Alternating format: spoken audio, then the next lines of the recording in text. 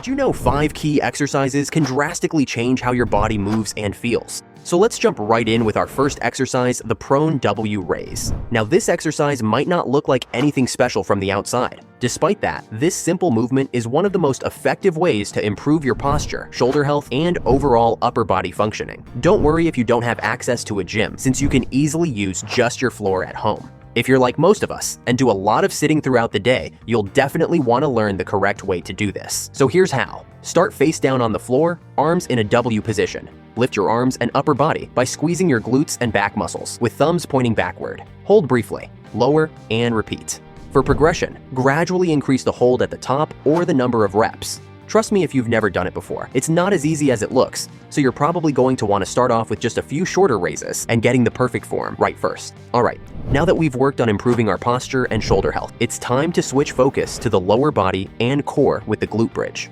This exercise is great for strengthening your glutes, improving core stability, and loosening tight hip flexors.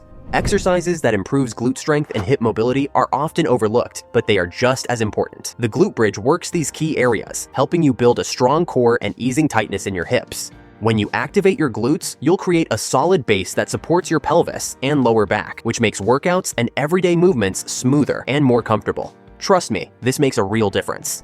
If you've been feeling stiff or dealing with discomfort, this is a great way to feel better and move more freely. Here's how to do it. Lie on your back with your knees bent, feet flat on the floor, and hip width apart. Push through your heels to lift your hips off the ground. Squeeze your glutes at the top, keeping your core tight. Hold for 2 to 3 seconds, then lower slowly. You'll feel your backside muscles working right away. If you want to make it harder, try a single leg glute bridge or add some weight across your hips. You're going to love the 5th exercise. It helps undo years of damage to your back. It uses a twisting motion, but I'll explain more in just a bit. Now, let me introduce you to the farmer's carry, a move that might look simple but works your entire body in a big way. It might look like you're just walking with weights, but this exercise is quietly strengthening your shoulders, building a strong grip, activating your core, and improving your balance and coordination. Think of it as teaching your body to resist forces trying to pull you off center. But here's what makes the farmer's carry truly special. It's directly connected to your daily life. Every time you're lugging groceries from the car or dragging suitcases through an airport, you're essentially doing a farmer's carry. By mastering this movement, you're not just getting stronger, you're training your body to handle real-world loads safely and effectively, reducing your risk of injury in everyday situations. All you need is a pair of dumbbells, kettlebells, or really any heavy objects you can grip securely. Start with a weight that feels manageable, and we'll build from there. Let me show you how to do it with perfect form. Begin by standing up straight and confident. Shoulders rolled back, chest lifted, and core activated. Picture an imaginary string gently pulling upward from the crown of your head, helping you maintain that perfect spinal alignment. Now, begin your walk with purposeful steps, staying controlled and steady as you move forward. Keep those weights close to your sides as you maintain that strong, upright posture. Start with 30 to 60-second carries.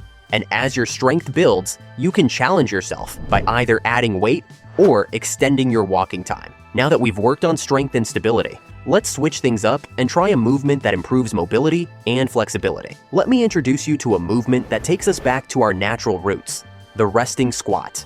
While we've been building strength and stability, this exercise is all about reclaiming the mobility and flexibility our bodies were designed for. Think about it. This simple position was once a natural part of daily human life, but our modern world of office chairs and sedentary habits has made it surprisingly challenging for many of us. The beauty of the resting squat lies in its completeness.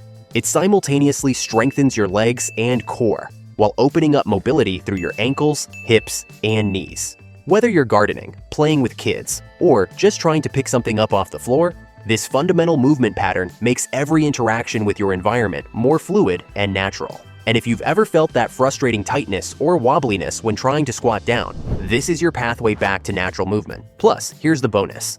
Mastering this position will make countless other exercises feel more natural and accessible. Let me show you how to get started. While it might look straightforward, we want to approach this one mindfully. Start by standing with your feet at shoulder width, toes turned slightly outward, to a position that feels natural. Now here's the key. Rather than dropping straight to the bottom, ease yourself down gradually into that deep squat position. Focus on keeping your heels glued to the ground while maintaining an upright chest and neutral spine.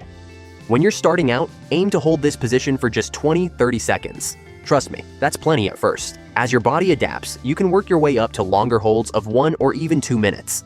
And hey, if balance is tricky, which is totally normal, don't hesitate to hold on to something sturdy like a countertop or chair for support. Just remember 2 crucial points. Keep those heels firmly planted, no rising to your toes.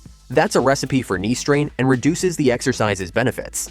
And maintain proper alignment with your knees, tracking over your toes and chest lifted to protect your back. Most people forget about rotational movement when they work out, but it's an important part of staying fit. That's why I included the thread the needle exercise. While everyone's focused on pushing and pulling, they forget that our bodies are designed to twist and turn. This powerful exercise targets your thoracic spine, shoulders, and upper back in a way that few other movements can. It's super simple, yet incredibly effective at improving flexibility and reducing tension, essential elements for maintaining mobility as we age.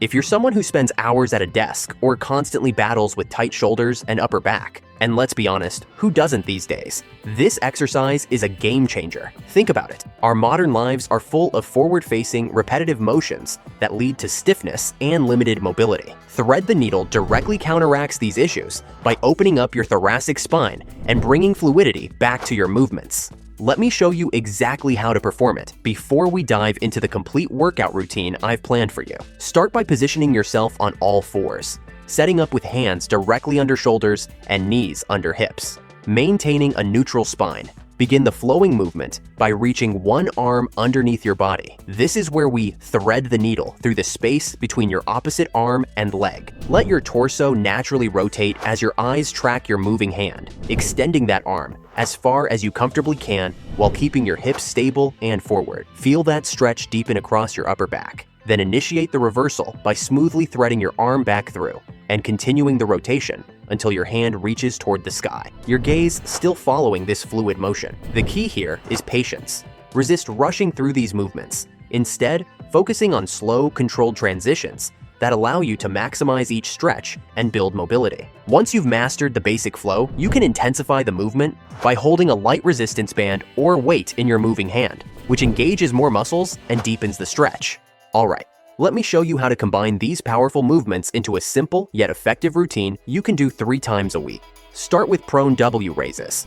Aim for 3 sets of 6 to 8 reps, and over time, you'll build up to 10 to 12 reps and longer holds as you get stronger. Once you've finished prone W raises, move straight into glute bridges, knocking out 2 sets of 10 to 15 reps to fire up your posterior chain. With your core warm, grab those weights for farmer carries, walking strong for 3 rounds of 30 to 60 seconds each. Now that you're feeling solid, transition to thread the needle for 2 sets of 10 reps per side, opening up those shoulders and spine. Finally, settle into the resting squat, holding this natural position for 20-30 seconds over 2 to 3 rounds. Remember to take about a minute between sets to catch your breath. This whole routine takes just 20 minutes, but hits everything: strength, mobility, and flexibility. Trust me, do this 3 times a week, and you'll notice real changes in how you move and feel.